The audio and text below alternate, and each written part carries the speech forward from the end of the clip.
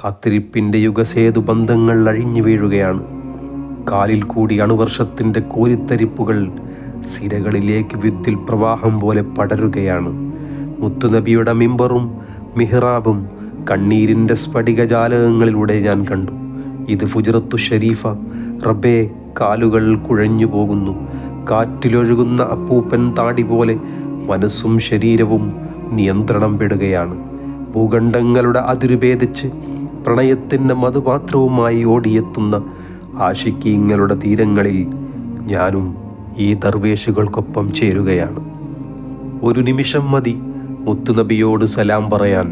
ആ ഒരു നിമിഷത്തിന് വേണ്ടിയാണ് നാം കാത്തിരുന്നത്.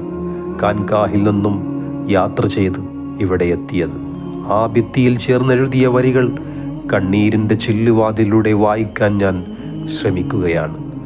യാ ഖൈറ മൻ ദുഫിനത് ബിൽ ഖാഹി അഅ്ലമുഹു ഫതബ മിൻ തീബി ഇന്നൽ ഖാവൽ ഹകമു നഫ്സി ഫിദാഹുല്ലി ഖബ്രിൻ അൻത സാകിനുഹു ഫീഹിൽ ലഫാഫു വഫീഹിൽ ജുഹുദ വൽ കറമു.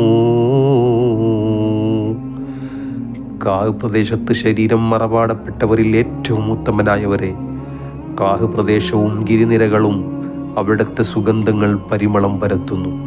അവിടത്തേക്ക് ഞാൻ എൻ്റെ ശരീരം സമർപ്പണം ചെയ്യുന്നു. ഇവിടെയാണ് ധർമ്മവും ഔദാര്യവുമുള്ളത്.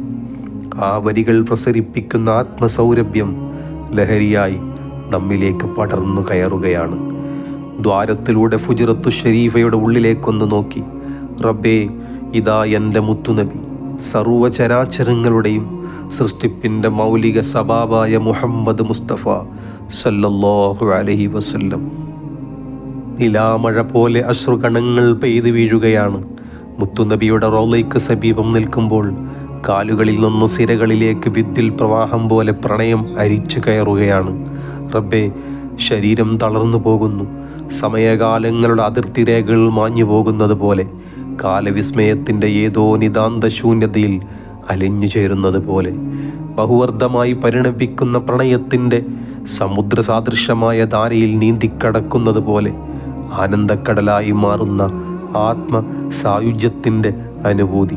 ഹൃദുഭേദങ്ങൾ വഴിമാറി നിൽക്കുന്ന യാമസന്ധ്യകളിൽ ഉണരുന്ന പാരിജാത പൂവ് പോലും തോറ്റുപോകുന്ന സുഗന്ധം. പ്രിയപ്പെട്ടവരെ, ആരാണ് മുത്തുനബി? ബഹ്റുന്നൂറിൻ്റെ സമീപം ജിബ്രീൽ പോലും വഴിമാറി നിന്ന് 70 മറകൾക്കപ്പുറം ജബ്ബാറായ റബ്ബിനെ നേരിൽ കണ്ട ഒരു പ്രപഞ്ചത്തിൻ്റെ ഇൻസാനുൽ കാമിലായ ഏക മനുഷ്യൻ്റെ തിരുമുമ്പിലാണ് നിൽപ്പ്. ഓർക്കുമ്പോൾ ശരീരം കോരിത്തരിച്ചു പോകുകയാണ്. ഒരിക്കൽ പോലും കാണാത്ത മുത്തുനബിയുടെ വിയോഗത്തിൻ്റെ 1400-ലധികം സവവത്സരങ്ങൾ കടന്നുപോയിട്ടും കടന്നുപോയ നൂറ്റാണ്ടുകളിൽ എത്രയെത്ര ജനകോടികളാവും ഇവിടെ വന്നു പോയത്. കാഴ്ചയുടെ ദൃശ്യവിരുന്നൊരുക്കാൻ അത്രമേൽ മനോഹരമായ നഗരമൊന്നുമല്ല മദീന. മസ്ജിദുൻ നബവിയുടെ മിനാരങ്ങളെക്കാൾ എത്ര സുന്ദര പ്രതാപമായിരുന്നു ബുഖാറയിലെ, ബഗ്ദാദിലെ, സമർഗന്ദിലെ, കൂഫയിലെ, ബസറയിലെ പള്ളി മിനാരങ്ങൾക്ക്. അപ്പോൾ അതൊന്നുമല്ല ജനസഹസ്രങ്ങളെ മദീനയിലേക്ക് അടുപ്പിക്കുന്നത്. ഞാൻ ഓർക്കുകയാണ്. അല്പനേരം ഞാൻ അവിടെ ഇരിക്കുകയാണ്. എൻ്റെ ഓർമ്മകൾ 14 നൂറ്റാണ്ടുകൾക്കപ്പുറത്തേക്ക് കടക്കുകയാണ്. മസ്ജിദുൻ നബവിയുടെ ഒരു തേങ്ങിക്കരച്ചിൽ കേട്ടു. ആ ശബ്ദം സ്വഹാബത്ത് ശരിക്കും കേട്ടു. ആ ശബ്ദത്തിലെ വേദനയാൽ സ്വഹാബത്തും കരയാൻ തുടങ്ങി. ഒരു ഗർഭമുള്ള ഒട്ടകം കരയുന്നത് പോലെയായിരുന്നു ആ വിലാപം. മുത്തുനബി നോക്കുമ്പോൾ കരയുന്നത് ആ പഴയ ഈന്തപ്പനത്തടിയാണ്. പുണ്യനബിയുടെ തിരുശരീര സ്പർശനം നഷ്ടമായപ്പോൾ സങ്കടം കൊണ്ടായിരുന്നു ആ വിലാപം. മുത്തുനബി ആ തടിയിൽ മേൽ കൈവച്ചു. ആ അചേതന മരത്തടി എന്തോ മുത്തുനബിയോട് മന്ത്രിക്കും പോലെ ഉമ്മയുടെ സ്പർശനമറിഞ്ഞ കൊച്ചു കുഞ്ഞിനോട് പറഞ്ഞു, പുതിയ മിമ്പറിലേക്ക് മാറിയപ്പോൾ സങ്കടം കൊണ്ടാണിത് കരഞ്ഞത്. ഞാനിതിനെ ആശ്വസിപ്പിച്ചില്ലായിരുന്നുവെങ്കിൽ ഖിയാമത്ത് നാൾ വരെ ഇവിടെ ഇതിൻ്റെ വിലാപം മുഴങ്ങുമായിരുന്നു. ആ ഈന്തപ്പനത്തടി കുഴിച്ചിട്ട സ്ഥലത്തെക്കുറിച്ച് ഇമാം മാലിക് റളിയല്ലാഹു അൻഹു പറയുന്നു, മസ്ജിദുൻ നബവിയിൽ നിസ്കാരത്തിന് ഏറ്റവും ശ്രേഷ്ഠമായ സ്ഥലം ഈ തൂണിൻ്റെ സമീപമാണെന്ന്. മദീനയുടെ ആകാശപ്പരപ്പിൽ അമ്പിളി വിരുന്നു വന്നിരിക്കുന്നു. പ്രകാശപ്രളയത്തിലേക്ക് മദീനയുടെ രാവ് ഉണരുകയാണ്.